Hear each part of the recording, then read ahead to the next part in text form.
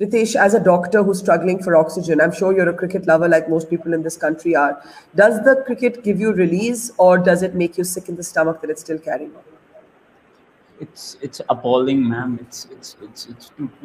What are you talking about? How can cricket give you relief at this point in time when we are losing? There is not even a single family that I know who is not affected by COVID crisis pan India.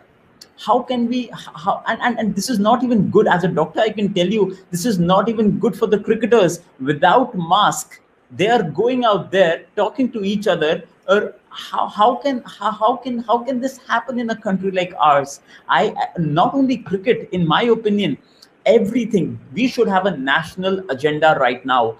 Any and everything that is happening in our nation should be only and only focused upon one thing, and that is controlling the number of active COVID cases or vaccinating individuals. Ritesh, as a doctor, sorry, Suti, I'll come to you right after Ritesh. Ritesh, as a doctor at the front line, how does it make you, how do you feel today? Do you feel like everybody says doctors are our heroes, but how do you actually feel, whether it's with the IPL or everything else that's going on? I think first of all, yeah, if you want to talk about heroes, I think heroes are those people who take the dead bodies away from hospitals to the crematoriums. These are heavily underpaid people who are mostly from extremely lower or castes, and in my opinion, these are the people who really deserve of an applaud. Most of the times, these people are not wearing PP kits; they are just wearing a mask. And for doctors, we are still very fortunate that we have a lot of armor around us to save us from the virus. Apart from that, I would also like to mention one thing here. In Kargil war, we lost 527 soldiers. Now, post that, we had so many events which denoted that we have lost so many people on a daily basis. This is just these numbers are absolutely baseless. I can guarantee these numbers are baseless. They are completely wrongly given to us. And we as a country, I so agree with Sharda, ma'am. Such a beautiful point she has come out with, that actually we want to show that everything is going well. Everything is hunky dory in the country. And this is also symbolic from the fact that the United Nations came to our support, and our government said that no, everything is good, and we are living in a completely different bubble. And this needs to, and this is also, Barkha ma'am, I would like to tell you a very interesting thing. While we were doing some study about the internet and what do people care about in India, there were four things: politics, religion, Bollywood, and cricket. These four things revolve around almost 96% of the non-intellectual population of the world, of India, that we talk about.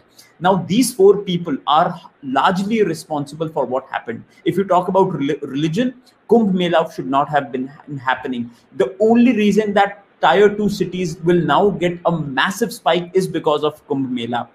If you talk about politics, all the elections, Election Commission of India should have banned all the elections. This is mass genocide. How can you conduct election in these times? And even now, begging and urging people that enjoy your right of democracy and enjoy the franchise that has been handed over to you is completely baseless. And in all of that, when you talk about, in my opinion, Bollywood can be more sensitive. These are influencers. Even I look up to a Shah Rukh Khan on a daily basis.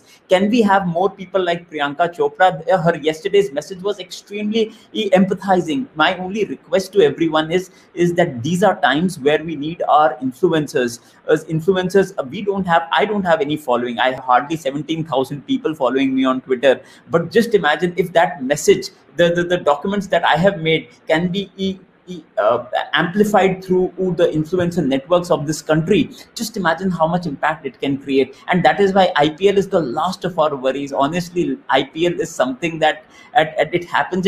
I'm just worried about the cricketers. In fact, I don't care whether IPL is happening or not, or as long as it does not remove the resources. If you talk about ambulances, ma'am, this is so disheartening. GST on an ambulance for hospitals is 28%.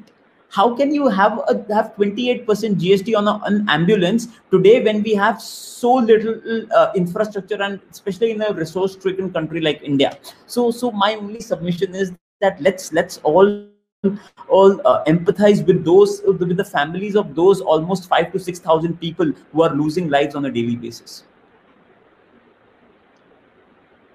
When you talk about the GST on ambulances for hospitals, Ritesh, I'm just struck by the fact that the players have ambulances on standby. And I know, Vivan, you said it's not too many, but when you report, as I do, the scrum for an ambulance every day, what it means, not even one life should be lost because an ambulance was on standby for an IPL match. Ritesh, you wanted to say something there?